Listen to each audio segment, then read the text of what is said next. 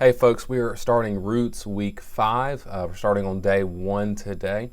We're going to read Genesis 4, which is the story of Cain and Abel, which I trust is probably familiar to most people. We read it actually last night for the Bible Read-Along Live on Instagram. But the story basically goes like this. You have two brothers, Cain and Abel. They're Adam and Eve's sons. This happens right after Adam and Eve's sin in the garden. They both offer a sacrifice to God. God accepts Abel's. He does not accept Cain's. Cain gets mad about it. God sort of tries to talk Cain down and tries to get him to do the right thing. Cain does not listen, and Cain winds up murdering his brother Abel. That's how the story goes. I was reading that this morning for my personal quiet time, and I noticed something in the story that I'd never noticed before, but I think is really important. So instead of reading the whole story, I just want to sort of draw your attention to this one phrase in verse number 7 of chapter 4.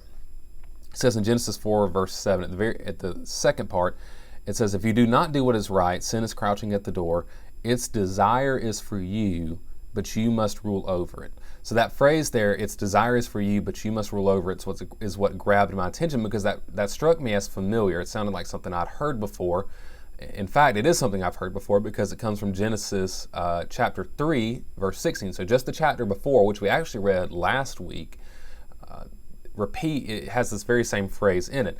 When God is talking to the woman, when he's talking to Eve after her sin and describing what the consequences will be for her sin, he says, "Your desire will be for your husband, yet he will rule over you." And so you have that same construction. You have desire and ruling combined there. Again, I looked this up in the original languages. This all holds up. It's the same construction, same words, everything.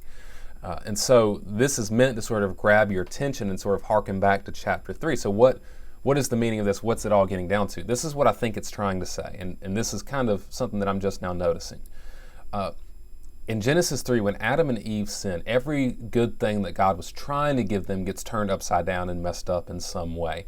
One of the things they were supposed to have is that they were supposed to, as a husband and wife, be in one flesh. They were supposed to be in complete harmony and a perfect relationship with each other. And that was God's intent, not just for the husband and wife relationship, but for the relationship between all the people that would be born. It's supposed to be a harmonious, loving relationship between all people. When Adam and Eve sin against God, their relationship with each other gets messed up. It says that your relationship will be for your husband, yet he will rule over you. And so now into this relationship, it's no longer just mutual and loving and all that sort of thing. Now you're introducing essentially a power struggle. The two are struggling to control each other and to rule over each other. And so now this element of struggle between the two has been introduced. It's no longer completely loving and for the benefit of the other one. They're trying to rule each other, which is important to note because the idea of men ruling over women was not a part of God's original plan in creation. That is a result of the fall. Fun note there. And so that is part of the consequence of sin. Humanity is supposed to be ruling over the creation. God tells them to rule over the beasts of the field, but they don't rule over the beasts of the field. They listen to the serpent, who is a beast of the field, and allow it to rule them. As a result of them being ruled by the serpent, they wind up trying to rule each other rather than trying to rule things that God has set them up to rule. Flip over to the very next chapter. You get into chapter 4. You have the story of Cain and Abel. God tells Cain, "Sin is crouching at the door. Its desires for you, but you must rule it." What Cain is supposed to be doing is he's supposed to be ruling sin. He's supposed to be ruling his own anger here. He's supposed to be ruling his own urges, his own jealousy, all these sorts of things. That's what he's supposed to be controlling. That's what he's supposed to be ruling. But instead of ruling the thing that he is supposed to rule and control, instead he tries to rule and control his brother and winds up killing him. To me, this is really, really important because in our relationships with each other, it is not God's plan for us to try to dominate and coerce and bully each other. It is not God's plan for us to try to seize power over another person, try to control them, and try to get our revenge on them if they do us wrong. That is not God's plan.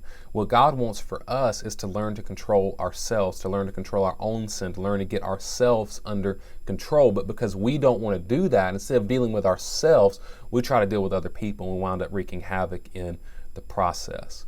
The good news is that God sent Jesus Christ, who defeated sin on our behalf, who ruled over sin on our behalf and defeated it so that we could be free from it. So the question for us is whether or not we will follow in Jesus' example and live in Jesus' power, or whether we will continue living like Cain, allowing ourselves to be ruled by sin and trying to control and dominate other people in the process, and causing who knows what kind of pain and heartache in the process as well.